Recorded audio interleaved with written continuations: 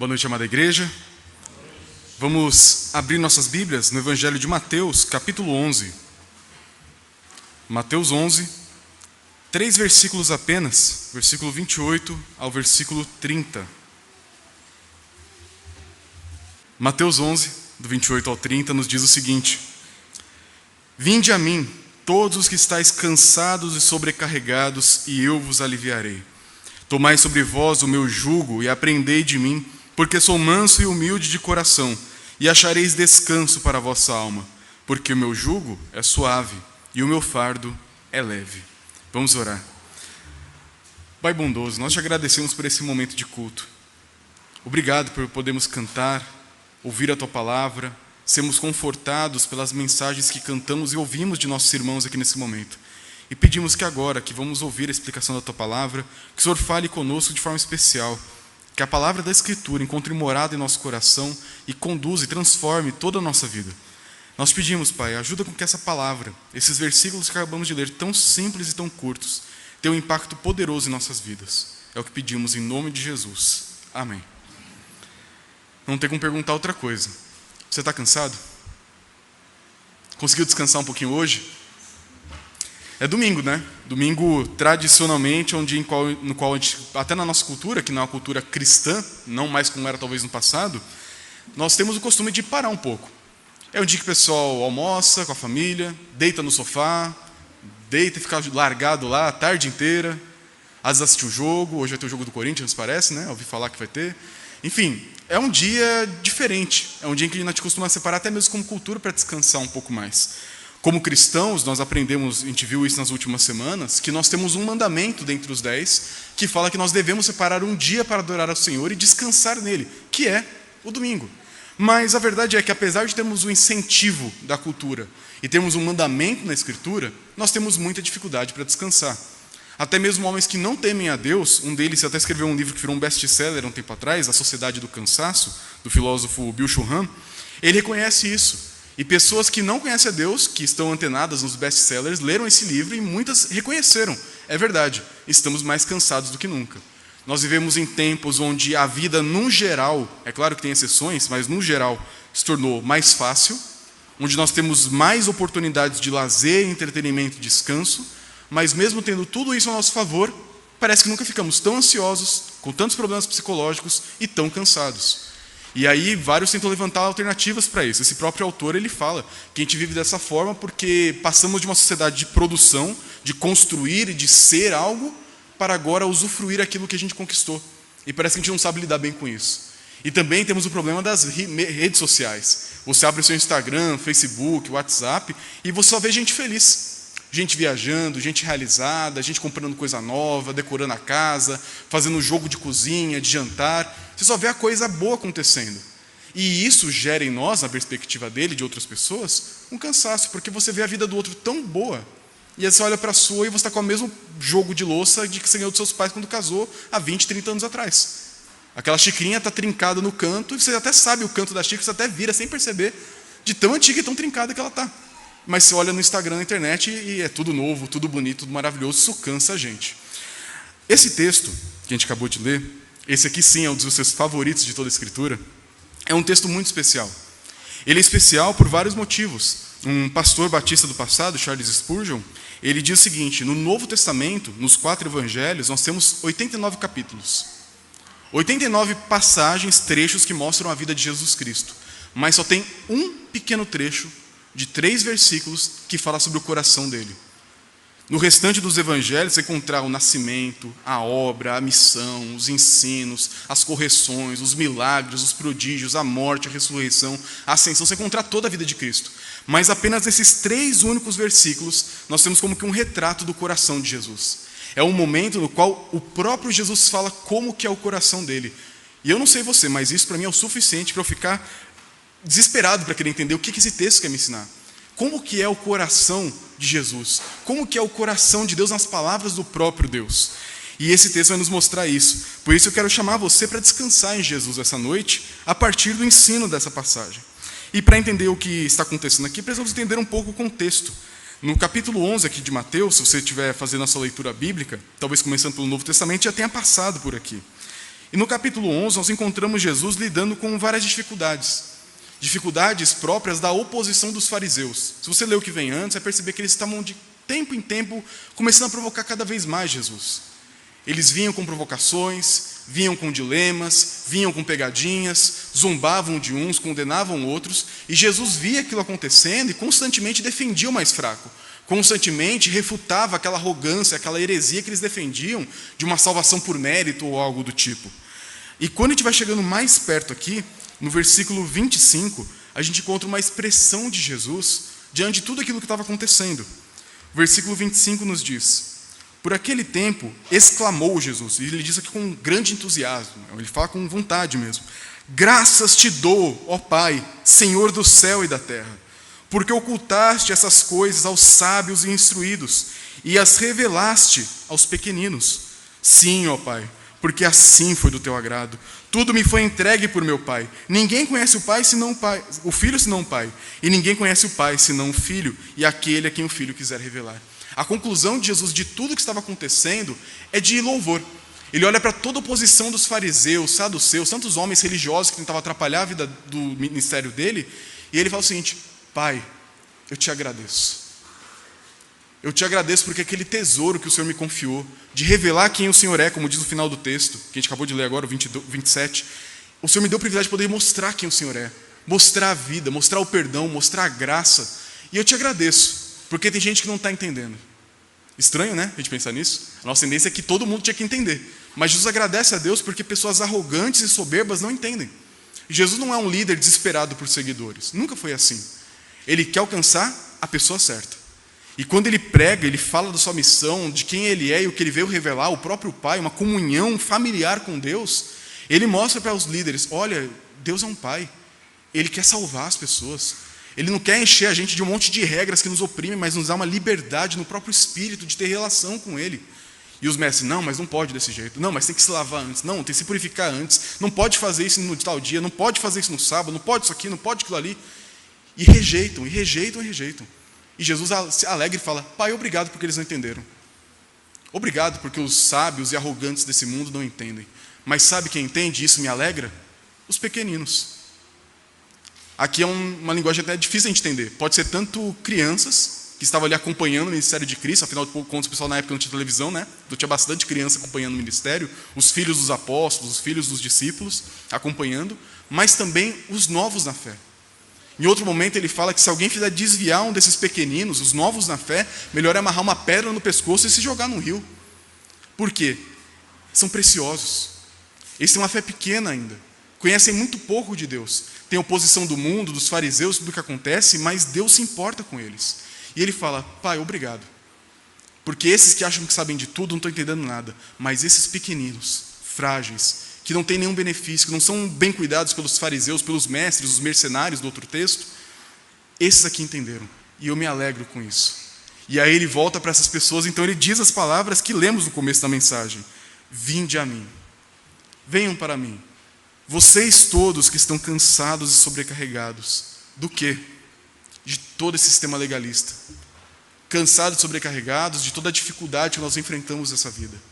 Vocês que quando tentam viver a vida cristã encontram várias e várias dificuldades. Vocês que tentam ter relacionamento com Deus, mas vêm várias regras e regras e regras, pecado, pecado e pecado. Tudo que nos atrapalha de conhecer a Deus como nosso Pai, nosso Salvador. Vem para mim, que eu quero aliviar vocês. Então o convite de Cristo é extremamente generoso. E perceba quem Ele convida. Todos. Todos que estão cansados. E isso é interessante, porque como disse agora há pouco, Jesus não está desesperado por seguidores. Mas Ele também não é super rígido com quem vai seguir Ele. Ele não quer chamar os melhores. Ele não quer chamar os fortes, robustos, com grande conhecimento teológico. Se Ele quisesse fazer isso, era só entrar no Sinédrio, que Ele ia encontrar um monte de sábios lá dentro. Mas Ele mostra: venham para mim, todos. Todos que reconhecem o seu cansaço. Todos que reconhecem a sua limitação. Venham para mim.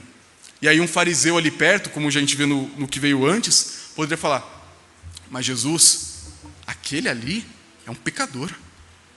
Jesus, aquele ali traiu a mulher dele no passado, hoje foi abandonado e vive por aí sozinho. Jesus, essa mulher é uma prostituta. Qual que é o seu problema? Você consegue ver o óbvio? Todo mundo aqui sabe o nome dela, todo mundo sabe que ela é uma prostituta. Jesus, você vai acompanhar essa pessoa, um publicano, Um homem que trabalha para o governo que nos oprime? Quer dizer, o Mateus, seu discípulo, é um publicano? Que tipo de louco você é? Eles poderiam questionar a sabedoria de Jesus em escolher pessoas. Mas ele fala, vem para mim, todos. Isso nos mostra a generosidade de Jesus. Não tem nenhum pré-requisito que a gente tem que encontrar na nossa vida para merecer a salvação. Alguns pensam assim, eu já vi gente assim, até eu conversei com pessoas assim. Tem muitas, você talvez conheça. A pessoa não está mais na igreja, em algum momento da vida ela conheceu, cresceu na igreja, talvez foi batizada na infância, enfim. Ela teve algum relacionamento passado com Deus na igreja, mas se afastou por algum motivo. Frustração, pecado, desleixo, a somatória de muitas coisas, não sabemos. E aí você chega na pessoa e fala, olha, eu estou te falando aqui do Evangelho, de Jesus e tal, você sabe que eu vou na igreja, por que a gente não vai lá? E eu já ouvi isso da boca de pessoas. Olha, eu até gosto da ideia, até gosto de igreja, mas sabe, eu tenho que consertar algumas coisas primeiro. Eu primeiro tenho que me consertar com Deus para então eu poder voltar. Eu tenho áreas da minha vida que estão um pouco desalinhadas, sabe? Tem uns pecados que eu tenho que abandonar. Quando eu resolver isso, eu volto. Sabe quantas pessoas que falaram isso voltaram? Nenhuma. Porque a gente nunca vai ficar pronto nesse sentido. Nós nunca vamos estar cumprindo pré-requisitos e alcançado um nível de perfeição para então sermos aceitos por Deus. Ninguém consegue fazer isso. Mas Jesus fala, venham todos. Você tem problemas com algum pecado? Por meses, décadas da sua vida? Vem. Você hoje está dominado por circunstâncias que você não consegue encontrar uma saída, uma luz no fim do túnel, na qual Deus te mostra uma solução? Vem. Você está cansado de lidar com seus fracassos constantes, as expectativas que não se cumprem na sua própria vida, que Deus espera de você, e você sente que nunca vai atingir? Vem. Mas Deus fez coisas terríveis. Vem. Não tem ninguém que não pode vir a Cristo. O convite é generoso. Todos vocês que estão aqui ou assistindo depois são convidados com sinceridade. Vem. E como diz em outra passagem, todo aquele que o Pai traz a mim, de modo nenhum vou lançar fora. Não importa o argumento, não importa a razão, não importa o que você fez ou está fazendo ou vai fazer. Nada, absolutamente nada, te afasta do convite gracioso de Deus. Ele quer você perto dele. Mas você tem que reconhecer a oferta que ele te faz. Deus não vai salvar todo mundo de atacado, assim, salvar a humanidade. Não, ele quer salvar, ele chama aqueles para desfrutar da vida eterna, aqueles que reconhecem a sua fraqueza, aqueles que reconhecem o seu cansaço. Uma pessoa, como os fariseus que ouviram essas palavras, poderia falar, cansado? Eu descanso no Shabat. Eu cumpro várias regrinhas que me garantem um descanso perfeito no dia de sábado. Cansado eu não estou. Cansado tem esse pecador aí. Esse aí pode ouvir 1000 vezes a mensagem e nunca vai atender. Mas aquele que conhece a sua fraqueza diante de todas as dificuldades que a vida apresenta, esse encontra alívio nas palavras de Cristo. Porque olha o que ele diz, olha o que ele promete. Vinde a mim todos que estáis cansados e sobrecarregados. E o que ele vai fazer? Eu vos aliviarei. Ele não coloca uma condição. Ele fala, eu vou aliviar. Eu vou cuidar de você. Venha como você está e eu vou transformar você. Venha como você está e eu vou lidar com as suas circunstâncias, não importa qual seja. Parece bom demais para ser verdade, né? Mesmo depois de anos e anos de vida cristã, eu me converti já tem mais de 10 anos, eu leio palavras como essa e eu confesso que eu olho assim, gente, isso aqui parece bom demais para ser verdade, como assim? Eu vou te aliviar? É só isso? Eu vou te aliviar? É. Por incrível que pareça, Jesus lida com qualquer dificuldade, não tem nenhuma vida que seja tão difícil, tão complicada que ele não possa lidar. E ele fala, vem do jeito que você está, com todos os seus fardos, com toda a sua bagagem, todas as suas lutas e dores, traz para mim, que eu vou pegar elas para mim. E aqui a gente encontra a troca no versículo 29. Tomai sobre vós o meu jugo e aprendei de mim, porque eu sou manso e humilde de coração, e achareis descanso para a vossa alma, porque o meu jugo é suave e o meu fardo é leve. Jesus vai nos mostrar aqui que ele quer que você venha, mas ele quer algo de você. Em algumas igrejas por aí, eles querem dinheiro. Você tem que pagar quase o pedágio para ir para o céu. Alguns cobram taxas exorbitantes para conseguir um alqueire lá na cidade celestial. Não é isso que Jesus quer de você, ele não quer o seu dinheiro. O que ele quer de você é o seu fardo. Eu não sei se você consegue entender bem o que está acontecendo aqui. Naquela época, naquela cultura, o fardo e o jugo são duas coisas muito comuns do dia a dia. O fardo é basicamente um saco com qualquer coisa que seja pesada. Pode ser de mantimento, pode ser de entulho, pode ser de lixo, pode ser qualquer coisa. É um fardo, é um saco cheio de coisas pesadas. E aqui o jugo é aquela canga dos bois. É um pedaço de madeira longo, num formato ondulado, no qual você coloca sobre o pescoço de um boi e um outro, ou de um cavalo, outro cavalo, para puxar um arado ou uma carruagem. E como que funciona isso aqui? Jesus está falando o seguinte: eu quero que vocês me tragam seus fardos e eu quero que vocês tomem sobre vocês o meu. A gente vai fazer uma troca aqui, um bem bolado. No caso, eu vou dar para vocês o meu jugo e eu quero que vocês aprendam de mim. O que está nas entrelinhas aqui? O jugo era colocado sobre animais, como eu acabei de mencionar. Se você tivesse, por exemplo, um animal novo, um animal que estava doente, um animal que está sendo reabilitado depois de um tratamento, algum problema que ele passou, você vai colocar um animal saudável, um animal forte, um animal já treinado, do lado desse outro animal. E por colocar um jugo que liga os dois, eles vão ter que caminhar juntos, lado a lado. E por andar lado a lado, o boi mais disciplinado, o cavalo mais disciplinado, vai disciplinar e vai ensinar o outro a como caminhar, no ritmo dele, no passo dele, na força dele, no caminho que ele for seguir. Porque é difícil você domesticar um animal, mas a beleza da criação de Deus é que por meio de um instrumento de madeira que prende animais um ao outro, um animal ensina outro, um bicho ensina outro. Isso é uma maravilha da criação de Deus. E através dessa estratégia que o homem teve, um animal ensina o outro a como andar de acordo com aquele que já aprendeu uma vez. E aí Jesus fala: coloca o jugo que eu tenho sobre vocês.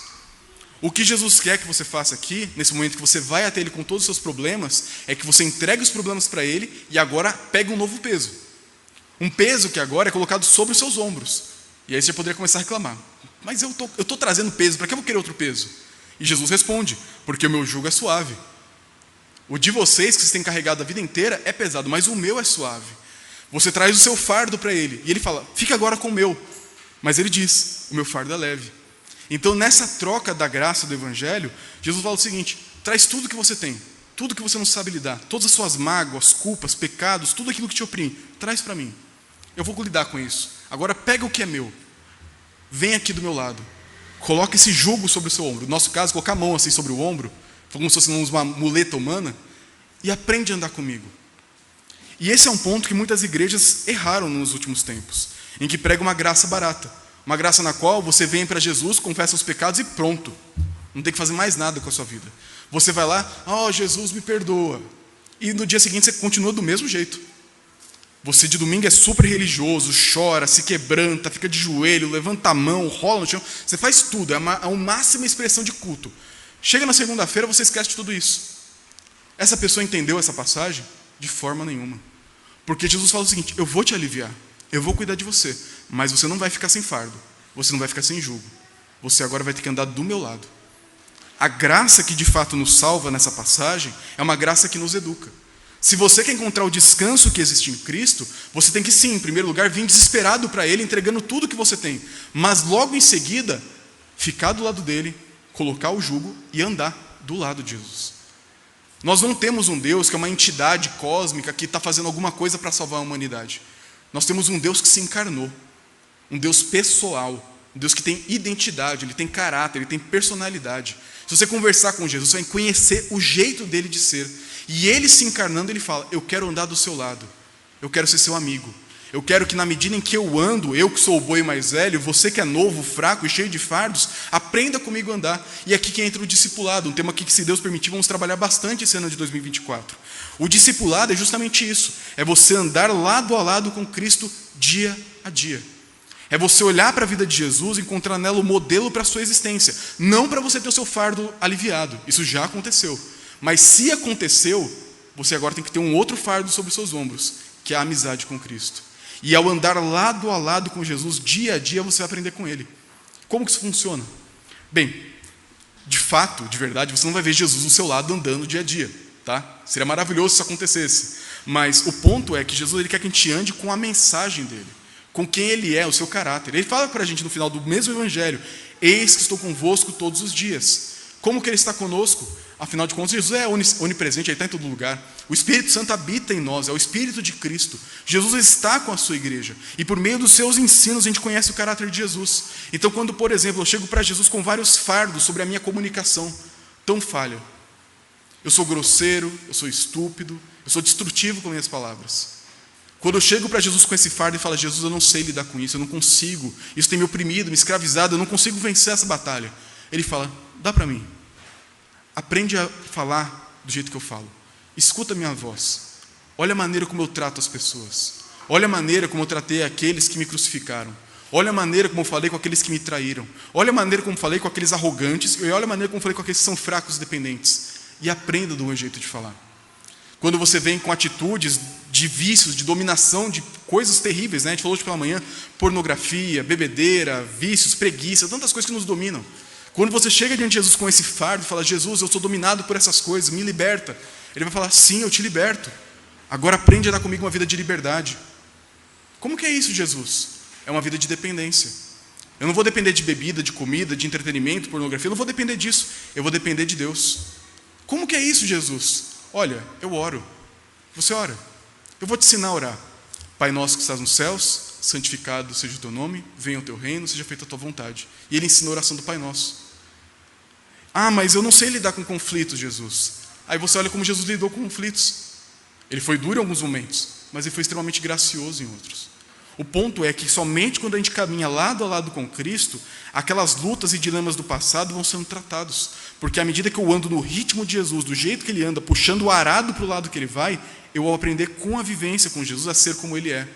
Por isso que lá em Efésios capítulo 5, versículos 1 e 2, vai falar, sede, pois, imitadores de Deus como filhos amados. Nós devemos olhar para Jesus Cristo e imitar os seus atos. Não para recebermos, mas porque já recebemos. E por estar tão maravilhado pelo que ele fez por mim, eu quero aprender dele. Por isso que o texto nos diz, tomem sobre vocês o meu jugo e aprendam de mim. E aí ele fala do seu coração, porque eu sou manso e humilde de coração. E na medida em que vocês vêm para mim, entregam seus fardos e tomam o meu sobre vocês, vocês vão encontrar descanso para a vossa alma. Então, como é que a gente pode entender o coração de Cristo aqui? Esse coração é um coração manso e humilde. São duas palavras que são quase que a mesma coisa. Uma meio que fica sobreposta à outra nos dicionários. E a ideia da palavra aqui é alguém gentil, alguém bondoso. Isso fica muito evidente em vários momentos, quando, por exemplo, você encontra pessoas fracas chegando até Jesus. Lembra da mulher do fluxo de sangue? As crianças talvez estejam pintando a história dessa mulher nas atividades que elas receberam agora à noite. Lembra da história dessa mulher? Ela tinha um sangramento no seu útero, provavelmente, e ela sofria de sangramento continuamente. Nada parava, como se fosse uma menstruação contínua, e aquilo trazia vários problemas, provavelmente anemia, fraqueza e várias outras coisas. E por conta do seu sangramento, pela lei judaica, ela era impura. Ela não podia ficar andando no meio das pessoas, ela não podia tocar em nada sagrado, não podia ir para o templo adorar, ela não podia fazer nada. Sua vida era privada pela sua própria enfermidade. E aquela mulher viveu daquela forma por anos, anos e anos. O texto diz que ela gastou tudo que ela tinha, todas as finanças com médicos e tratamentos, e nada resolveu o problema dela. Nada, só piorava, o texto diz. Mas quando ela ouve falar de um mestre, Jesus Cristo, que ia atravessar uma rua para salvar uma menina à beira da morte, a filha de Jairo, o texto diz que ela falava com ela mesma. É como se ela quisesse se encorajar a tomar uma atitude. E ela fica, se ao menos eu tocar um pedacinho da sua roupa, se eu pelo menos triscar na pontinha da sua veste, se eu tiver um mínimo contato com esse Senhor, eu vou ser curado. E ela, quebrando todos os tabus da sua época, todas as leis da época, ela sai no meio da multidão empurrando as pessoas de alguma forma e encosta numa pontinha da roupa de Jesus, num fiapo, trisca na roupa de Jesus. Como Jesus trata aquela pessoa? Segundo os fariseus, na hora ele falar, sua pecadora imunda, vai embora daqui, impura, suja, vai embora. É isso que ele teria que fazer, segundo os fariseus. Ser duro, firme e santo. O que ele faz? Alguém me tocou. E os discípulos são igualzinhos a gente. Eles falam para Jesus, Jesus, está todo mundo aqui te apertando, está uma muvuca isso aqui, todo mundo está encostando em você, Jesus. Como que você pergunta quem encostou em você? E ele fala, alguém me tocou, porque eu senti que de mim saiu o poder. E aí, imagino aqueles primeiros minutos, alguém me tocou. Quem que me tocou? Ele sabe quem tocou ele. Mas ele está trabalhando o coração daquela mulher.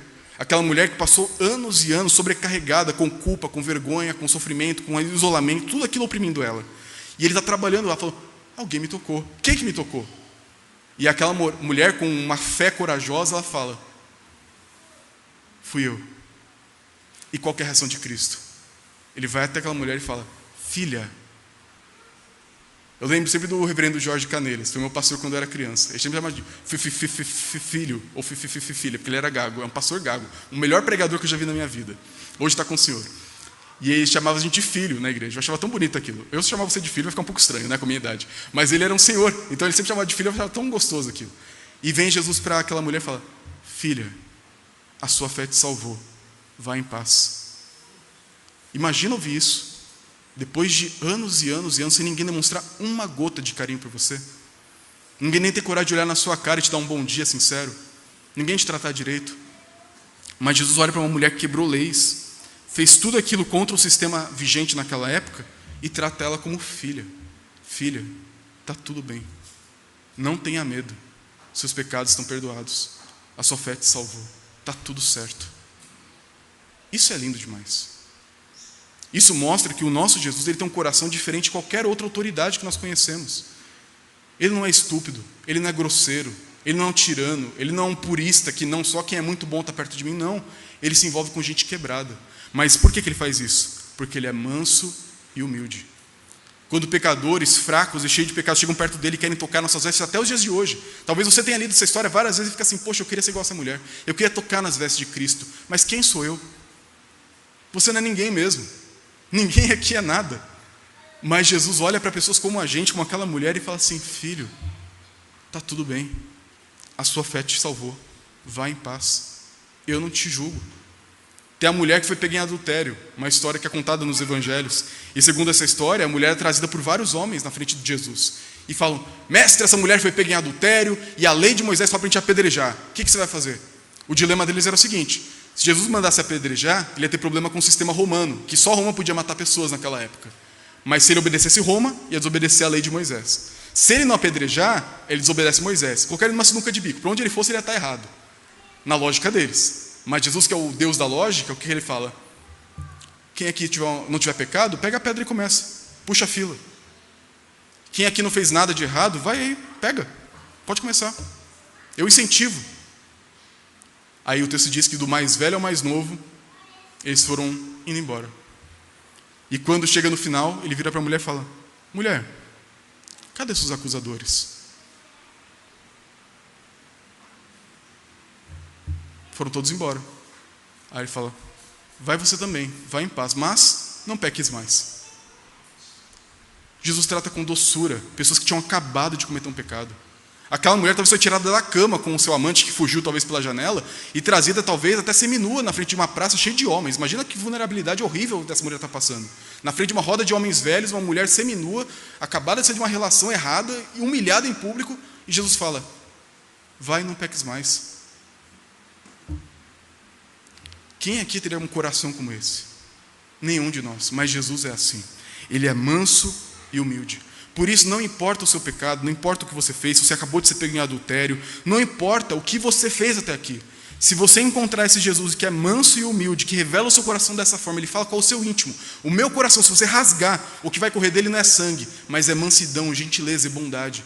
Se você vier até esse Jesus do jeito que você está, e está disposto a caminhar do lado dele, você vai encontrar o que ele fala: o descanso para a vossa alma. É esse convite que Jesus te faz hoje. Ele quer que você venha para ele. E ele quer que você tenha certeza que ele não vai te abandonar. Por isso, caminhando aqui para o nosso final da nossa mensagem, eu queria que você pensasse sobre isso que a gente acabou de ouvir. É um texto curto, não é tão difícil de entender, mas é tão difícil da gente viver isso da forma como o texto chama a gente para viver. Porque, em primeiro lugar, o texto fala que você não tem o risco de ser rejeitado. Mas o que a gente faz? Escuta o nosso pecado. A gente escuta a culpa que no nosso coração, que fala um monte de mentiras para você. Olha, você já falou para Deus que você não vai fazer nunca mais isso e fez de novo. Você falou que ia parar com isso e faz de novo. Poxa, você já tem 10 anos de igreja e faz uma coisa dessa. Você é líder de algum ministério e ainda faz isso. Você é um líder de uma casa, um pai de família, uma mãe de família e faz uma coisa dessa. Como que você pode imaginar? Que tipo de hipócrita é você de falar que é cristão desse jeito? O meu coração também fala essas palavras. Quando o nosso coração falar essas coisas, a gente tem que combater isso com a palavra do Senhor. Lembrando que ele fala: vem para mim, você que está cansado e sobrecarregado. Na hora que a culpa pegar e esmagar, você sentindo sua carne, seu corpo moído pela culpa, pela vergonha, lembra que Jesus está te falando: vem. Não é relaxante muscular que vai resolver isso aí. Não é chá de camomila, não é férias, não é um bom fim de semana, não é nada que vai resolver, nada desse mundo resolve. A única coisa que vai resolver a angústia da sua alma é o descanso que eu ofereço em mim mesmo. Mas Jesus fala, se você ouvir esse convite, que é generoso, gracioso e não rejeita ninguém, Ele não quer que você pegue o seu brinde e vá embora. Tem um caso nos evangelhos que isso aconteceu, os leprosos. Jesus passa por um grupo de leprosos, Ele cura eles e eles vão embora felizes. Mas quantos que voltam para agradecer? Essa é a ideia. Muitos querem receber bênçãos de Cristo e seguem a sua vida. Mas Jesus não quer isso. Ele quer que aqueles que foram transformados pela sua pessoa sejam amigos dele. Nós não temos, como eu disse agora há pouco, uma entidade celestial, cósmica, que está fazendo alguma coisa para salvar almas, fantasminhas. Não, não é isso. Temos um Deus que se fez homem e quer ser seu amigo. Sabe o que é andar numa canga, 2000 anos atrás, onde não existia desodorante ainda? Você sentiu o cheiro de Jesus de longe. Você está do lado dele. Você ouvir ele ia andar com você. Imagina caminhar por um campo inteiro do lado de Jesus. Ia fazer esse silêncio? Nada, ele ia querer saber da sua vida. E aí, Gunter, como é que você está? Ah, estou bem e tal, estou tentando seguir o que você me falou. Poxa, mas está com alguma dificuldade? Ah, o senhor sabe. Sim, eu sei, mas me fala. Olha, eu estou com dificuldade nisso. Poxa, olha, eu penso da seguinte forma, eu ensino da seguinte forma. Eu acho que você deveria fazer dessa forma. Ah, é, Jesus, como é que você fez isso? Ah, eu já fiz isso com tal mulher, com tal pessoa lá na história. Lembra do Evangelho de Mateus? Então, lá naquela história lá, eu fiz isso. Lembra disso? Eu, poxa, é mesmo, né, Jesus? Vou pensar em fazer isso. Qualquer dificuldade, eu estou do seu lado. Conta comigo, eu quero te ajudar. Nós não temos um Deus distante, apenas transcendente. Ele é imanente, Ele está perto da gente. E Ele quer ser seu amigo, Ele quer andar do seu lado. Por isso que a vida de oração, a vida de igreja, de estar próximo dos irmãos, de ter intimidade com Cristo é fundamental. Não dá para se contentar com a religiosidade, vou para a igreja e fiz o meu com Deus. A gente tem que viver dia a dia com o Senhor, lado a lado com Ele. Mas, em segundo lugar, na verdade, aqui caminhando para o final, Ele quer que você aprenda. Ele quer que você traga, mas Ele quer que você receba também. E eu acho interessante a maneira como o texto fala. O meu fardo é leve. Isso é uma contradição. Porque se é fardo, não é leve. A ideia de um fardo é ser pesado. Mas Jesus fala, eu quero que você pegue um peso que não pesa. Eu quero que você coloque uma canga de madeira que não machuca. Eu quero que você ande do meu lado carregando algo com você, que não vai mais te oprimir. E a gente pode perguntar, mas o que é isso? É a graça que Ele te oferece. É o amor e o perdão que Ele te dá. Para Ele foi muito pesado. Para Ele custou a cruz, custou o inferno, custou a morte eterna. Mas para a gente é leve. E Ele dá para a gente tudo aquilo que Ele conquistou na cruz. E Ele quer agora que você confie nisso dia a dia, carregando aquilo que para Ele foi pesado, mas para você é só a leveza da graça. Por isso, vamos orar. Vamos terminar esse momento aqui da mensagem. E eu quero te desafiar a pensar nisso. Talvez você já tenha lido esse texto várias vezes, sabe, até de cabeça. Eu mesmo, de tanto gostar desse texto, eu já decorei esse texto. Talvez você tenha a mesma situação que eu. Mas se isso é o seu caso, pense se essa verdade, esse convite tem sido real na sua vida. Você que já conhece Jesus, você que já é crente de verdade, será que você ainda está caminhando lado a lado? Ou você chegou num momento da sua vida cristã que você pensa assim, Jesus, eu já aprendi tudo que eu tinha que aprender, agora deixa eu seguir meu caminho do meu jeito. Falando assim parece absurdo, mas muitos de nós fazemos isso. A gente começa a vida cristã com discipulado, com amor, com zelo, mas com o tempo a gente começa a fazer do nosso jeito. É o meu cristianismo. Se esse é o caso, você precisa de um reavivamento na sua vida. Um reavivamento que não vai vir por meio de uma campanha de 7 dias de jejum e oração, mas de ficar do lado de Jesus, fazer parte da vida dele, estar na vida dele, dia após dia. Se você se cansou da graça, se você achou que isso aí é coisa para principiante na fé, lembra, isso aqui é para você hoje. Os seus fardos não vão ser aliviados por nada nessa vida, por nenhum remédio, a não ser por Jesus Cristo, se é um fardo da sua alma, e Ele quer te aliviar. Mas se você ainda não desfrutou desse alívio nunca na sua vida, se você até hoje tem carregado esse peso esmagador, que só você sabe o quanto te esmaga, te destrói por dentro, ouça as palavras de Jesus, vinde a mim, todos que estáis cansados, sobrecarregados, e eu vos aliviarei.